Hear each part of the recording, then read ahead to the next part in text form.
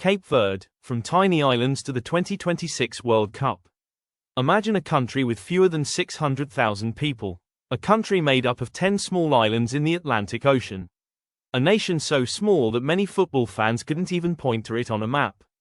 Now imagine that same country qualifying for the 2026 FIFA World Cup ahead of giants like Cameroon. This is the incredible story of Cape Verde, the Blue Sharks, one of football's greatest underdog stories.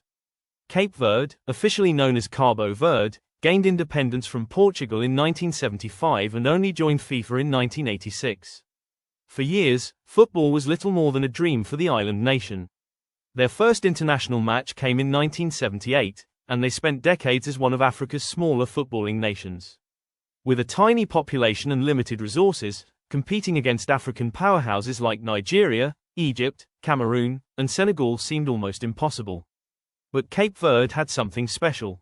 Its people, and its diaspora. One of the biggest reasons for Cape Verde's rise is its massive diaspora community. In fact, there are more people of Cape Verdean descent living abroad than in Cape Verde itself. Across Portugal, France, the Netherlands, Belgium, and other European countries, thousands of footballers with Cape Verdean roots were developing in elite football academies. Instead of seeing this as a challenge, Cape Verde embraced it. The national team began recruiting talented players with Cape Verdean heritage. Suddenly, the Blue Sharks had players competing in some of Europe's best leagues. The quality of the squad improved dramatically, and the world started paying attention. The breakthrough came in 2012. Cape Verde shocked African football by eliminating Cameroon to qualify for their first ever Africa Cup of Nations. Nobody expected much from them, yet they reached the quarter-finals. It was a message to the continent. Cape Verde were no longer pushovers. Over the next decade, they continued improving. Their FIFA ranking climbed, their organization improved, their belief grew stronger, and they began producing memorable performances against much larger nations. A major turning point came with coach Pedro Leitão Brito, better known as Babista.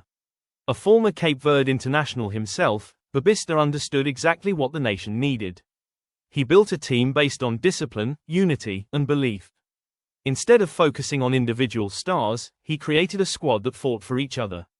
Every player understood the mission. Represent the islands, represent the diaspora, represent Cape Verde. Then came the dream. World Cup qualification. Placed in a difficult African qualifying group, Cape Verde faced strong opposition, including African giants Cameroon. Most experts expected Cameroon to qualify. Cape Verde had other plans. The Blue Sharks produced one of the greatest qualification campaigns in African football history. They won 7 of their 10 qualifying matches and built their success on a solid defense and remarkable team spirit. The defining moment came when they defeated Cameroon 1-0. It wasn't luck. It wasn't a fluke. It was proof that Cape Verde belonged among Africa's best. Then, on October 13, 2025, history was made. A 3-0 victory over Eswatini secured Cape Verde's first ever FIFA World Cup qualification. Goals from Daylon Livramento, Willy Semedo, and Stopira sparked celebrations across the islands and throughout Cape Verdean communities around the world. Cape Verde's qualification isn't just a football achievement. It's a national achievement. A country with around 500,000 people had reached the biggest sporting event on Earth.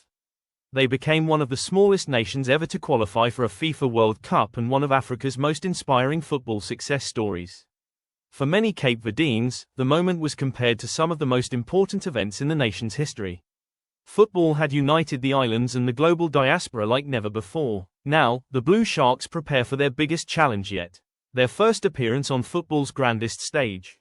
Led by captain Ryan Mendes, exciting talents like Daylon Livramento, and guided by coach Babista, Cape Verde enters the tournament carrying the hopes of an entire nation.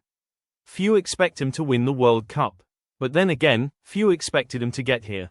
And that's exactly what makes Cape Verde so dangerous. From isolated Atlantic islands, to Africa's rising force, to the 2026 FIFA World Cup, Cape Verde's journey proves that in football, size doesn't define greatness.